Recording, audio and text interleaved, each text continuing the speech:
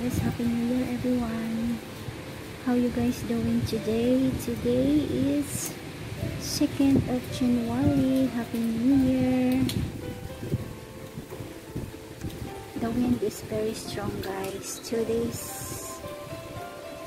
na yung rain dito simula kahapon hanggang ngayon. Kahapon maghapon lang yung ulan tapos ngayon na naman. So ayan oh.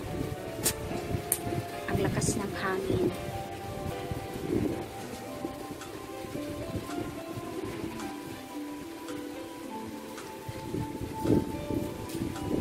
Maulang umaga dito sa Singapore. Very cloudy, rainy. Ang lakas ng hangin. Sobrang tahimik ang kapaligiran. Tulog pa ang aking mga bossy.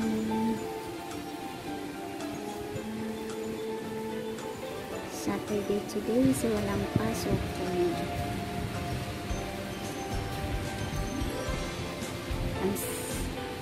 Ang siguro ng mga halaman ko kasi this one guys, see? This one is air plant. You see? Ito yung bulaklak niya.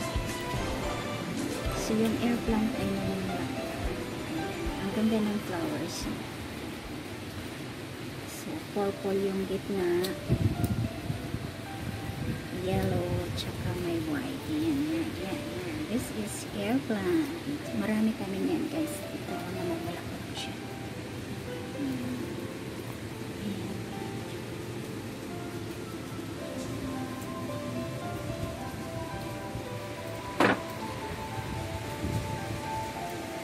Ang ganda.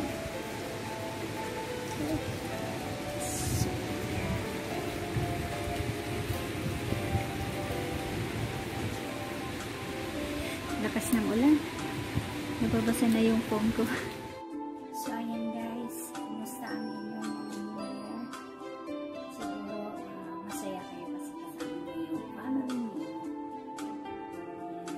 So, dito, wala hindi kami nag-celebrate ng New Year. Kahapon. Sobrang nakakayo.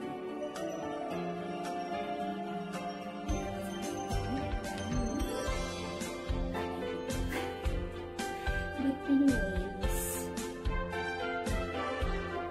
masaya na rin.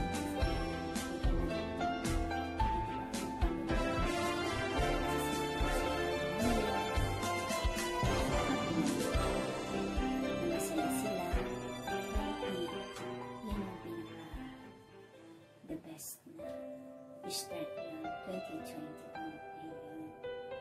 So kahit marami tayong mga pinagdaanan ng 2020, magpasalamat pa rin tayo kasi natapos ang 2020, ito tayo malakas at patuloy na haharapin yung mga marami pang taon na ating tatahakin dito sa mundong ito. So ayan, nagawa niyo ba yung guys yung mga pamahiin?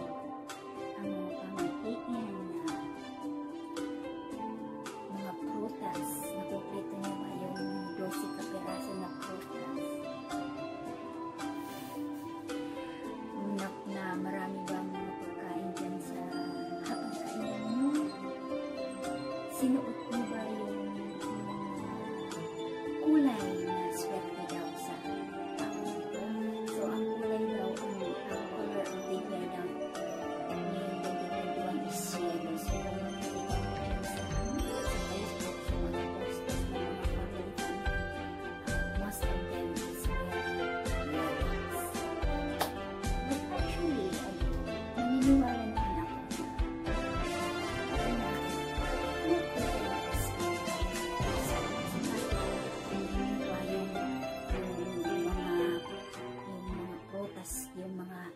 lamesin nyo ng mga prutas dyan, ng mga bilog, magsuot pa kayo dyan ng mga polka dots or whatever, o kung lucky na color, kung hindi kayo magtatrabaho, wala pa rin swerte na darating sa inyo. Ika nga, sabi nga sa kanta, bagong taon, bagong buhay, tayo magsikap upang makamtan natin ang kasaganaan.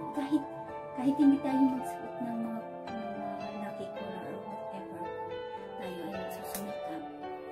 Yun, suswertin din tayo. Pero pagsabayan natin siguro ng sipag at saka gawin natin yung mga ritual na paniniwala simula sa nanununuan natin, siguro mas magiging madali yung swerte sa atin. Yun guys, yun yung paniniwala ko. Huwag lang. Baka naman sabihin mo, naman dito, parang yung paniniwala natin sa mga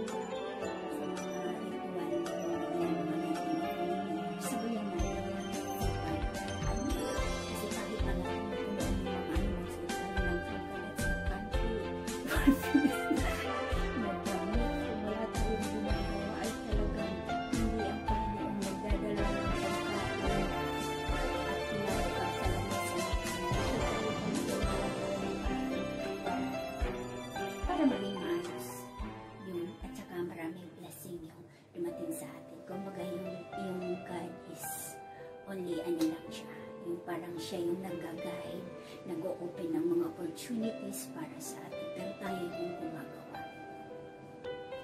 no? Tandaan niyo yan guys. Kaya huwag iasa yung swerte natin sa mga kung ano-anong paniniwala dyan na maglagay tayo ng ganito, ganyan. Gawin natin yung ganito sa New Year. Magsuot tayo ng lucky color, maglagay tayo ng mga pera doon sa isabit natin sa pinya o whatever. Kung wala tayong gagawin, tatanga lang tayo, ay walang swerte darating sa iyo. Maniwala ka dyan. 100% yan totoo. Kung hindi ka magsisikap, walang swerte na darating sa iyo. Kaya bawal ang tamad ngayong 2021 magsumikap.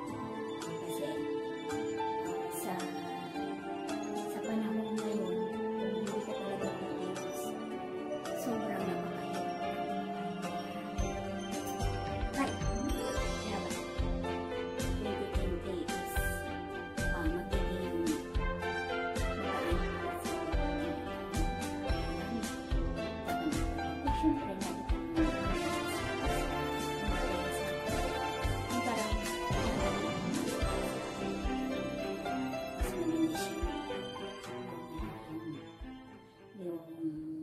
process ng life kahit madaming mga problema, kumbaga may solusyon.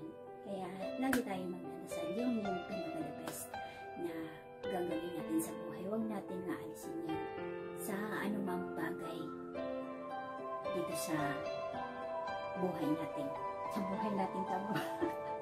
Maging masaya man tayo, maging malungkot man tayo, magpapasalamat tayo kay Papa God na siya nandiyan. Kasi,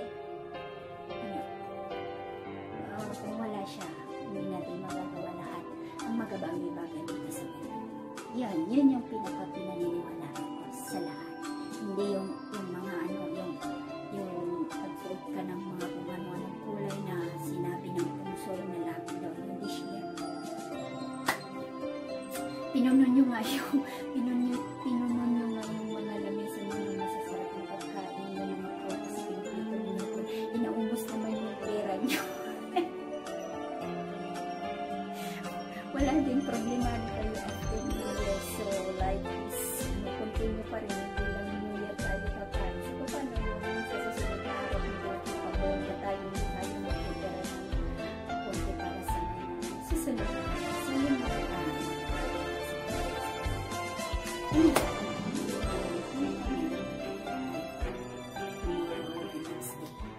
para hindi tayo mahirapan. Yun yung the best secret na yung para sa akin lang yun, yung may share ko na swerte sa pagpasok hanggang sa susunod na mga taon. So yun lang guys, sana nag-enjoy kayo sa New Year nyo. So ako, nag-enjoy ako sa trabaho ko kahapon maghapon. So, inano ko yung parang ginawa ko yung buong araw kahapon na busy para hindi ko maramdaman na malayo ko sa pamilya ko. bayad na. So yun lang guys. Happy New Year. Keep up everyone. And don't forget to smile. Siyempre yun yung sekreto para always looking young. So thank you for watching.